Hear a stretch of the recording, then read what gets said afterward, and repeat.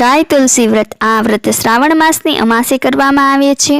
આ વ્રત કરનારે સવારે વહેલા ઉઠી નાહી ધોઈને ગાય માતાનું પૂજન કરવું, ત્યારબાદ તુલસી માતાનું પૂજન કરવું, ગાય તુલસી માતાની કથા સાંભળવી, ત્યાર પછી એકટાણું કરવું. આ દિવસે લીલા રંગની વસ્તુ ખાવી નહીં, તેમજ લીલા રંગના કપડાં પહેરવા નહીં.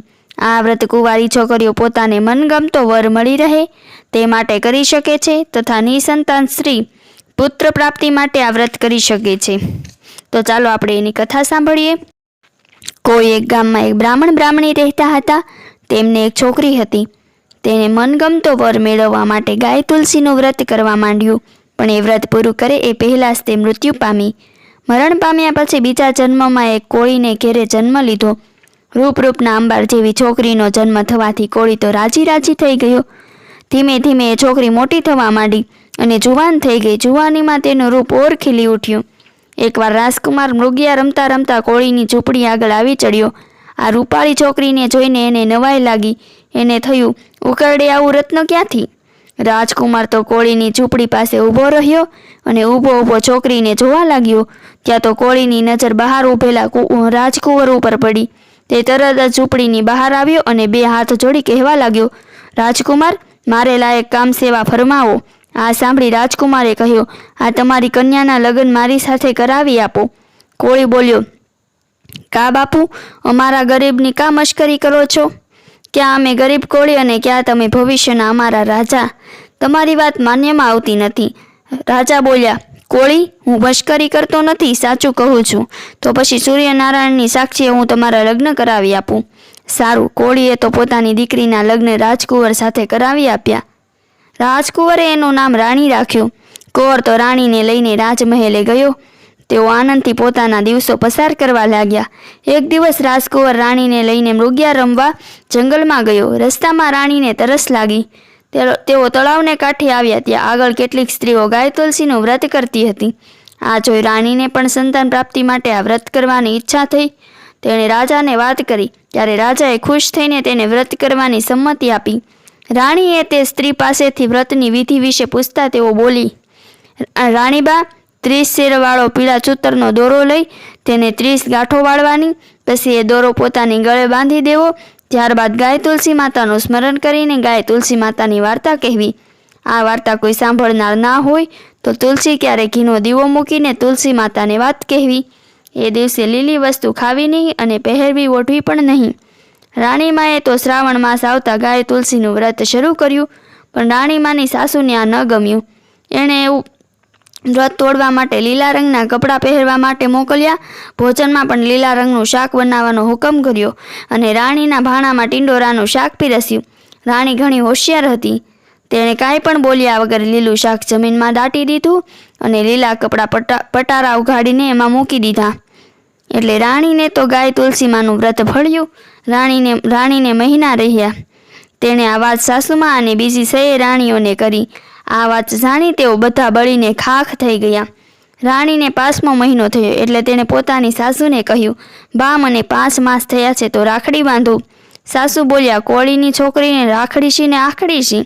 છતાં કચવાતા મને સાસુ રસ્તાની રેત લઈ આવ્યા, હનુમાનજીની માટી લાવ્યા, એક સિંદડી લાવ્યા અને એને રાખડી બનાવીને રાણીને બાંધી.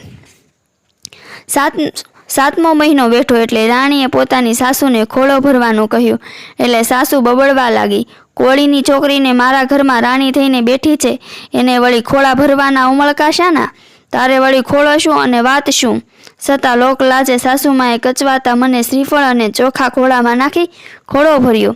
9 માસ પૂરા થતાં રાણીને સરસ મજાના રૂપાળા દીકરાને જન્મ આપ્યો. સાસુ અને રાણીની બીજી 6 શોખીઓને આ ન ગમ્યું. તે તો ઈર્ષાથી બળી ગઈ. તેમને થયું, હવે આ રાણીના માનપાન વધી જશે. સમય થયે રાણીને દીકરો અવતર્યો.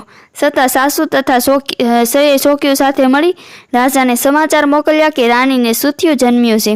આ જાણી રાજા નિરાશ થયો. તેણે જેવી ભગવાનની મરજી કહી મન વાળી લીધું. સાસુમાં તથા બીજી 6 રાણીઓ ભેગી થઈ છોકરાને સાનો મનો લઈ એક બાળોતિયામાં લપેટી લીધો અને દાસી મારફત મોકલી પહાડ ઉપરથી છોકરાને ગબડાવી મૂક્યો. છોકરો ગબડતો પહાડની તળેટીમાં આવ્યો. જેને રામ રાખે એને કોણ ચાખે? નીચે ગબડાવી મૂકેલા છોકરાની રખેવાળી ગાય માતાએ અને તુલસી માતાએ કરી. છોકરો તળેટીમાં ઉગેલા ઘાસમાં પડ્યો. એ ઘાસ ગાય માતા ચરતા હતા. તે ઘાસમાં તુલસીમાં પણ ઉગેલા હતા. તેથી એક સુથારની છોકરી ગાય તુલસીમાની પૂજા કરવા ત્યાં આવેલી. તેણે ઘાસ ઉપર પડેલા છોકરાને ઉચકી લીધો. એ તો રાજી થતી છોકરાને લઈ ઘેર આવી અને પોતાની માતાને કહેવા લાગી, જો માં, ગાય તુલસીમાએ મને એક નાનકડો ભૈલો આપ્યો છે. બેટી, કોનો છોકરો તું ઉપાડી લાવી? બા, હું પહાડની તળેટીમાં ગાય તુલસી માતાની પૂજા કરવા ગઈ હતી. ત્યાંથી તળેટીના ઘાસમાંથી આ ભૈલો મળ્યો. માં, હું તો તે ભૈલાને આપણી સાથે જ રાખીશ. છોકરીની માએ તે બાળકને જોયું કે તેને પણ તેના ઉપર હેત આવ્યું. તે પણ છોકરાને રમાડવા લાગી. તે પોતાના સગા દીકરા માફત તેને ઉછેરવા લાગી. ધીરે ધીરે તે છોકરો મોટો થવા લાગ્યો. પેલો સુથાર એને લાકડાના અવનવા રમકડા બનાવી આપે અને તે છોકરો એ રમકડાથી રમે. સુથારે તેને લાકડાનો એક ઘોડો બનાવી આપ્યો. છોકરો તે ઘોડાને દોરી બાંધી તળાવે પાણી પાવા લઈ ગયો. તે ઘોડાને પાણીમાં નમાવી બોલ્યો, ચાલ ઘોડા, પાણી પી. ત્યાં રાજાની 6 રાણીઓ બેઠી હતી. તેઓ આ જોઈ હસવા લાગી અને બોલી, અલ્યા, આવી અક્કલ વગરની વાતો કેમ કરે છે? લાકડાનો ઘોડો તે કઈ પાણી પીતો હશે? છોકરો બોલ્યો, જે લાકડાનો ઘોડો પાણી ન પીતો હોય તો શું રાજાની રાણીને સુથિયો અવતરતું હશે? આ સાંભળી રાણીઓ તો ગુસ્સે થઈ ગઈ. તેઓ રાજમહેલમાં જઈ રાજાને ફરિયાદ કરી કે સુથારનો છોકરો અમને મેણા આપે છે. રાજાએ તરત સિપાહીઓને હુકમ કરી તે છોકરાને પકડી લાવ્યા. પછી તે છોકરાને એક ઓરડામાં પૂરી દીધો. એક દિવસ રાજમહેલમાં જમણવાર ગોઠવ્યો હતો. 6 રાણી એક હારમાં જમવા બેઠી. 7મી રાણી કોળન રાણીને જરા દૂર બેસાડી આ છોકરાને પીરસવાનું કામ સોંપ્યું. છોકરો પીરસતો પોતાની સગી મા પાસે આવ્યો. ત્યાં જ એક ચમત્કાર થયો. દીકરાને જોતા માને કુદરતી રીતે વહાલ આવ્યો. એના કમખાની કસ તૂટી અને ધાવણની શેર છૂટી. એ શેર વાંકા વળીને પીરસતા પેલા છોકરાના મોઢામાં જઈને પડી. આ જોઈ બધા નવાઈ પામ્યા. રાણી ઊભી થઈને પોતાના છોકરાને ભેટી પડીને બોલી, આખરે ગાય તુલસીમાએ મારા દીકરાને મેળવી આપ્યો. રાજાએ 6 રાણીઓના કપટની ગંધ આવી ગઈ. આખરે 6 રાણીઓએ પોતાની ભૂલ કબૂલ કરી. એવામાં સુથારની છોકરી પોતાનો ભાઈ પાછો લેવા આવી. ત્યારે રાજાએ તેને પૂછ્યું, બેટી, તને તારો આ ભાઈ ક્યાંથી મળ્યો હતો? સુથારની છોકરીએ માંડીને બધી વાત કરી અને ગાય તુલસીના વ્રતની વિધિ પણ કહી. 6 રાણીઓએ ગાય તુલસીમાનું વ્રત શરૂ કર્યું અને 6 રાણીઓને પુત્ર જન્મ્યા. સાસુમાના હરખનો પાર રહ્યો નહીં. કોળન રાણીના માનપાન વધી ગયા. બધા આનંદથી સાથે રહેવા લાગ્યા. હે ગાય માતા, હે તુલસી માતા, તમે જેવા રાણીને ફળ્યા એવા સૌને ફળજો. આવી જ કથાઓ, વાર્તાઓ સાંભળવા માટે મારી ચેનલને લાઈક કરો, શેર કરો અને સબસ્ક્રાઈબ કરો. ફરી મળીશું આવી જ વાર્તા સાથે.